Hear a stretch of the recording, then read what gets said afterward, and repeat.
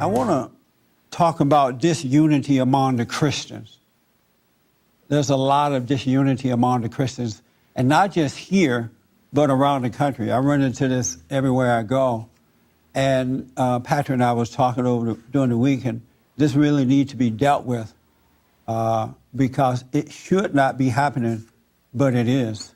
First, I want to read something to you in James 4. Let's see here, 1 through 12. Where do these wars and battles between yourselves first start? Is it not precisely in the desires fighting inside your own selves? You want something you lack, so you kill.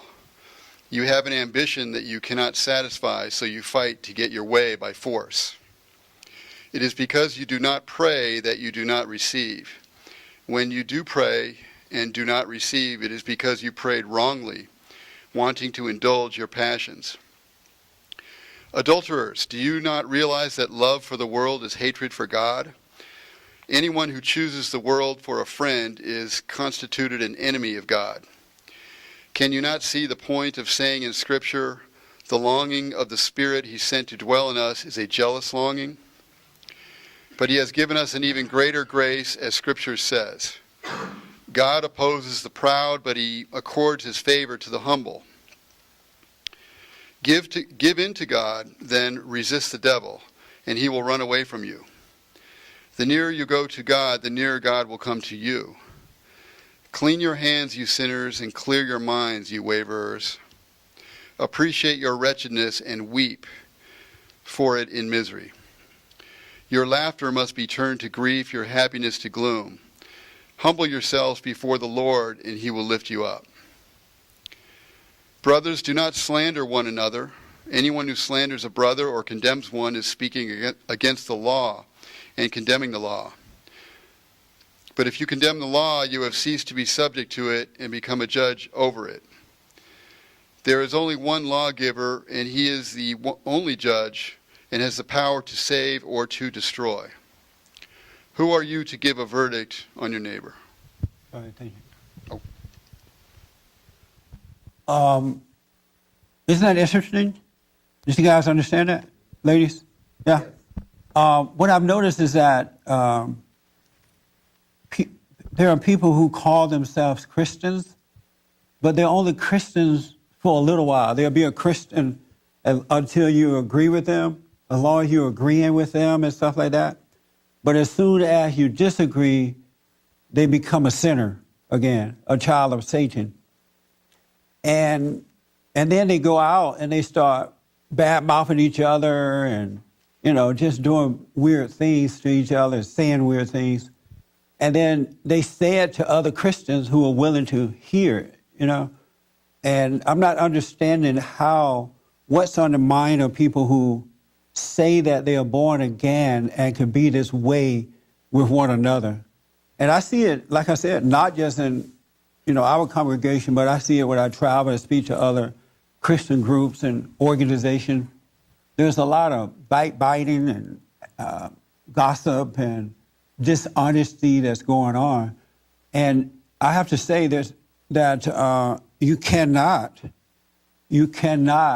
be a child of God and live that way because you have a new nature. You have love now. And if you are gossiping about someone or you don't give the other person the freedom to be wrong and not judge them, if you think that you can ride two horses at the same time, one moment you're on the side of what's right and the next moment you're on the side of evil, if you don't have compassion for your fellow man, then you're not a child of God. Because God is love, and if you have perfect love never deviates. It's always the same. But in all honesty, I'm not seeing it. I'm just not seeing it, and it's amazing. And I want to know, if you can be honest here today, what causes you to listen to gossip about another person, and what causes you to, as a man or woman of God, what causes you to go out and gossip to other people about someone else? Because God said that if you have fault with someone, go directly to that person and deal with them. And if it doesn't work, take a witness. And then if that doesn't work, forget about it. Let the dust hit your feet. But I don't see too many Christians doing this. And the unfortunate thing about it, when you truly become a Christian, you're going to have enough to deal with just by dealing with the devil's folks. You know, they're going to come after you anyway because they want to stop you. They don't want you to, get the truth out there or shine a light. So they're going to come after you like everything. So we don't need Christians going after each other. I don't get that mind. Well, I kind of get it because I used to be before God changed my heart, I was one of those phony Christians like that. Said that I believed in God, but my nature had not changed, so nothing really changed. I still had the same mindset, the same action. Some of the worst people in the world are the Christians. Have you noticed that? But what I don't understand about it, what is it about you that don't say to yourself, you know what, I'm supposed to be a Christian. Why am I doing the same old thing? Look like you should ask yourself that. Why are you still mean? Why are you still dishonest? Why do you talk about other people? Why do you only like people as long as they get along with you or agree with you? The worst thing you can do in life is disagree with a Christian. They will go after you harder than the sinner or the non-Christians. And then they will go after you with vengeance. But yet they'll deceive themselves to say that it's love. And it's bad out there, folks. It's unfortunate that the children of Satan can have a large platform to get the word out, the lie out. They are not afraid. They say what they want about us. They treat us any kind of way that they want to treat us. I was looking at a program this morning. It was just all lies about the children of God. But if you said that about them, the truth about them, they try to ban you, they go after you, they try to destroy you. But the unfortunate thing about it is that the conservative aspect of life with media are afraid too. They're afraid of losing sponsors, they're afraid of losing this. So these people still end up winning in a way. But you can't, real love, you just don't have no fear. You don't think about that kind of stuff. You just go through what you got to go through because you know that God is with you. But if you're half stepping, you're going to get wiped out. If you're a pretense Christian, you're going to get wiped out. You really will. And I'm telling you, I used to be one of those Christians that said I was a Christian and just had no courage, still carried anger, didn't want to be corrected by anything, turn against my brother or my sister at any point. And it's just crazy to me now to see, I don't know how you think that we got to win. No wonder ain't nobody going to heaven. We're going to have a lot of room in heaven. I can't even say I'm going for sure. I cannot say, well, I know I'm going. I don't know. But I do know a whole lot of folks, I just don't see how they're going to get there. Just because you call yourself a Christian, that's not going to get you to heaven.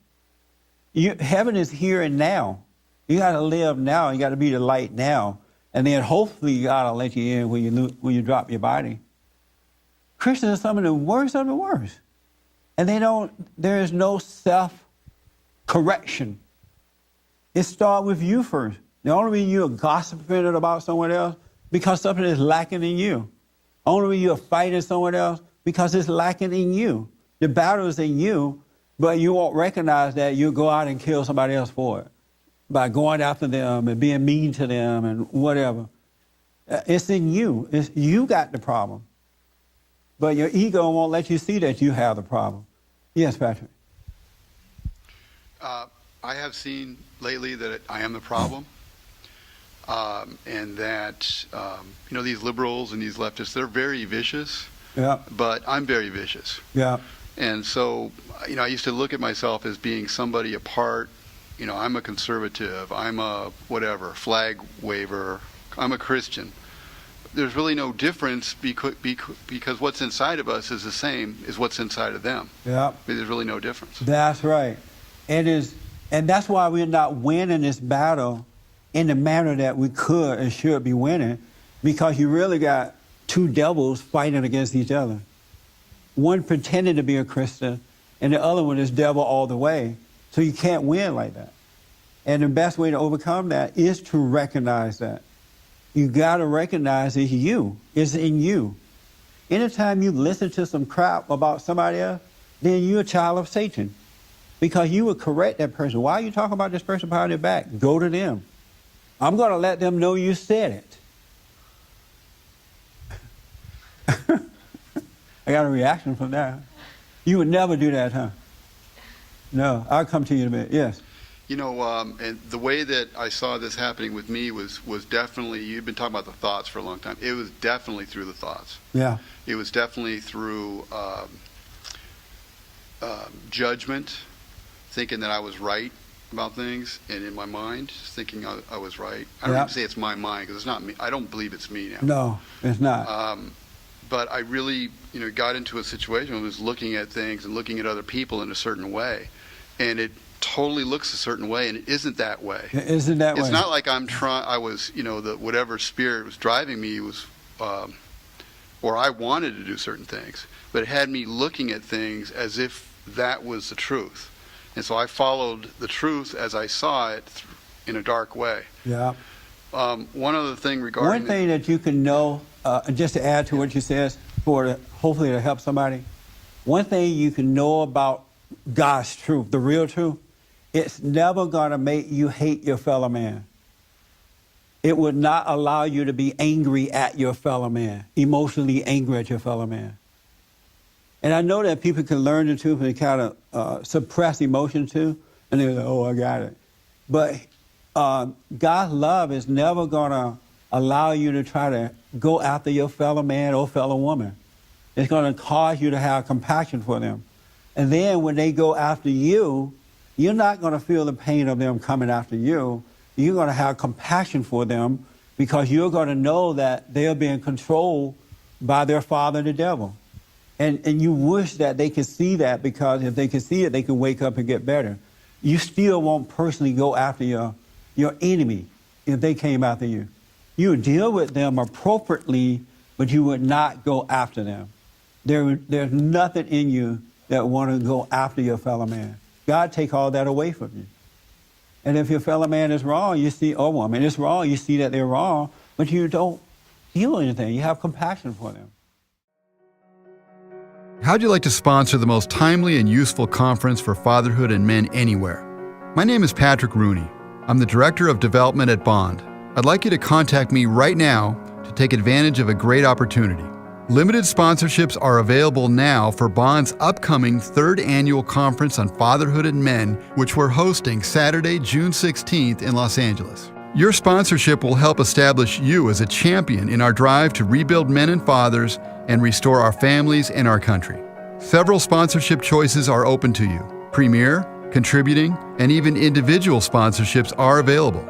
Want to make a real difference? Then call today at 323-782-1980. Email me direct at patrick@bondinfo.org or go to our website at bondinfo.org. Sponsor the event of the year for men and fathers.